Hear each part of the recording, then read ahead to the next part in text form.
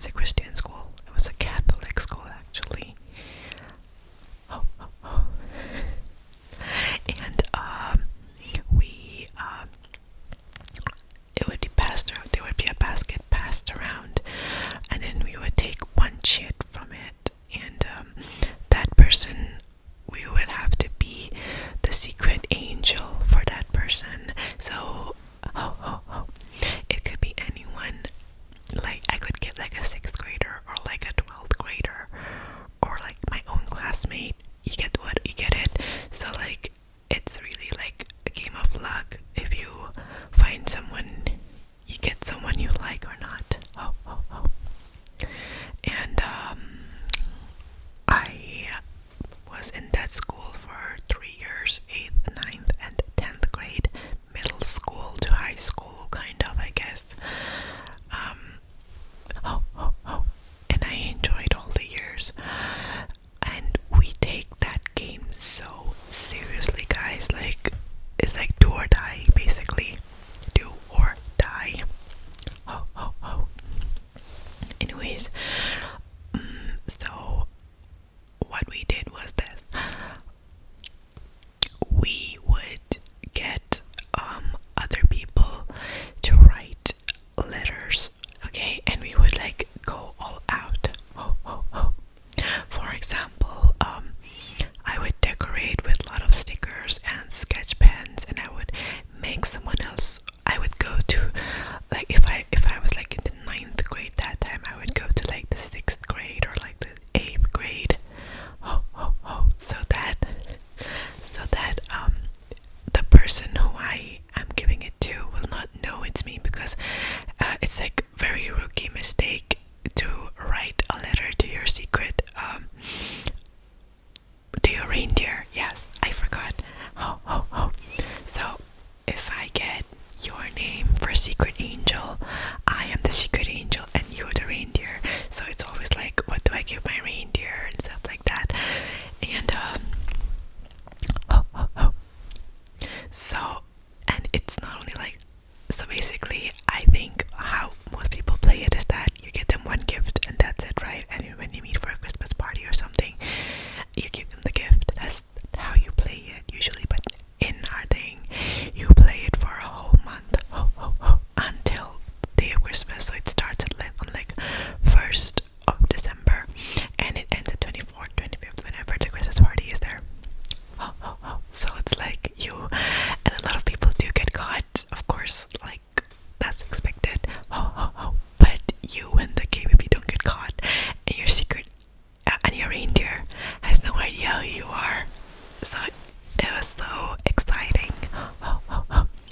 And by the time I was in 10th grade, I was a veteran, guys. I'll tell you what I mean. I was playing like very high stakes in that game. I think like my first 1 year was like quite uneventful. Like it was like okay, and I don't remember for some reason.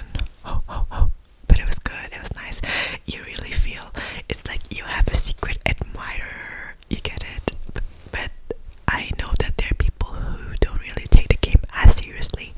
But it's very, very sad to see, because we were like kids, right? Basically, we were kids back then, and we really look forward to it because it's like, it's so exciting, because Christmas means our boarding would play like a secret Santa or angel. So there's this thing that exists. There's like a secondary game that exists within that game, which is the second secret angel, the third secret angel, and the fourth secret angel. It actually depends on how popular the person is, to be honest. So a second secret angel could be like, you know, if you feel sad that you didn't get a particular person, you can be like a second secret angel, and you know it means so much more, because like the person is voluntarily doing it. Like, you get it. It's basically kind of outside the game. And the third also, so the thing is like, how do people know if you have a second or third or something like that, right? Like, how do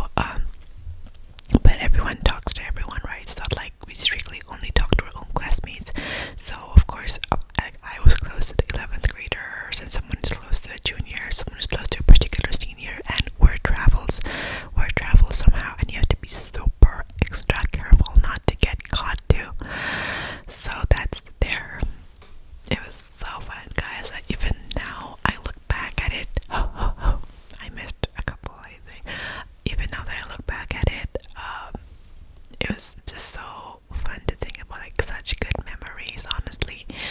And so the things that people do and I did was, for example, during break time, what we do is that if we're like just roaming around or just like eating food or something like that during recess or whatever,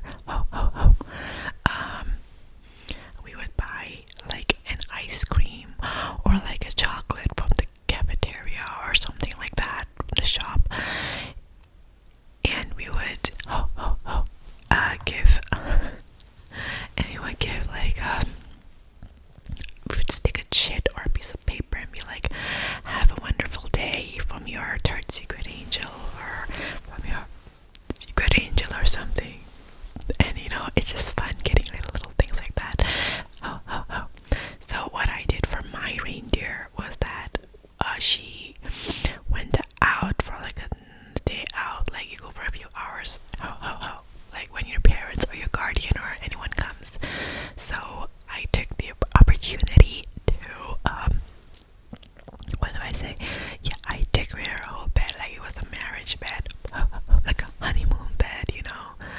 Like I put like so much candy. I made this huge chart and I wrote her name, and I had this like full collage, and it was so cute. It looked like I don't know, it looked like a princess bed, if you know what I mean.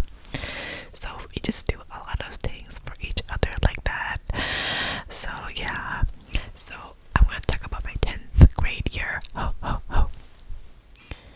gonna talk about it because it was the most fun I've had. So my reindeer, so I told you what I did for my reindeer. But there was this point where when we first, and you know, we kind of flex if our angels are good. Like of course some people put more effort into it than others, of course. So, you know, people, they get really down when your angel hasn't given me this. She has written to me today, like, you know, you should at least send them like once a day. Like that's like bare minimum, I think. So, if you don't get that much, like, you know, like it's kind of sad because everyone else is getting it, because we take this game very, very seriously.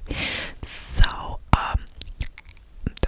my classmate, I'm gonna call her Hannah. So Hannah was next to me, and Hannah is pretty smart. And the thing is that her, initially, I think her angel wasn't very responsive, and I think we kind of like from word of mouth, we found out that Hannah's secret angel was not someone who's very enthusiastic to play. And so we took it upon ourselves to so I was her second secret angel, and I played that girl like a fool. As I'll tell you what I mean. So I had to be so careful with her because we knew each other so well at that point of time, because our beds were right next to each other, and you know, we just quite close knit back then. So I had to be like so devious, and I literally used to go out of my way to find people who she wouldn't know that well, and make them right. And you know, it's not only about that, because you have to change the way you write too. Like you have to write you have to write in a way that no, you don't expect this you writing, get it? So I would write with like incorrect grammar, or I would use phrases I'd never use, and I would make someone else write it because I cannot forge my handwriting for shit. So that happened. So I did that first. And I had to be extra careful with her, because she goes out of her way to find it. She's very curious, and you know, she thinks she's a little detective, so she really tries too hard. So one instance I'll tell you is that she gave me a choco pie and I think an apple or something, I forgot. And she's like, what did she send? She's like, healthy and hope you're studying well because I think the exams are coming up. I forgot. So basically, what did I do? Oh yeah, and I was just being like very I don't know, naughty, I guess, I don't know. So I wrote back with someone else in writing that I am allergic to a particular chemical. I literally picked a random ass chemical. Like I did pick sodium and all that. That's too like basic. Like who would believe that? Like some random chemical ingredient from the choco pie, the bag, and I was like, I'm sorry, I have to return this because like I'm allergic to XYZ chemical. I really appreciate it though. I did eat a little, but now I'm sick and I even skipped lunch because my stomach hurt, but I did it for you. And she felt so bad. And she's like, oh my god, this chocolate pie is going to waste. And she gave it to me. And I ate it in front of her. So yeah, so it was really funny, you know, it was like being one step ahead. And one more hilarious thing I did, I think, was when I was like too lazy to find someone to write, because you have to find someone all the time, like at least once or twice a day. And at the point I was like, oh my god. So what I did was I'm left-handed, so I wrote a letter with my right hand, and I wrote it in a very bad way, of course, because I can't write with my right hand. So I was like, sorry, I hurt my hand, so I won't be writing regularly to you or something like that. And then I sent it to her. And she was so worried. She was like, oh my gosh, my second secret angel, she's her hand is hurt. Like, look at her, she can't even write. And she started to ask everyone for like ointment for the hand and stuff like that. I was laughing my ass off, guys. And then she went, and at that point she suspected it was someone from the higher grades, like 11th grade or something like that. She went downstairs and she checked everyone's hand. She's like, show me your hand, because she wanted to see if anyone's hand was swollen. But it was not, because it was just me being lazy. And I really made her go in so many wild goose chases like that. And once, I think I told her to send it to a junior, a letter, and then she said that, and then she sent it to her. So we have these dorms. Let me just explain this though. So it's like this, and our dorm is here, and there's a gate, and the other dorm is here, and there's a gate. So it's locked at night so that we don't go into each other's dorms. So we have to call someone by raising our hand like this, and she called her, and then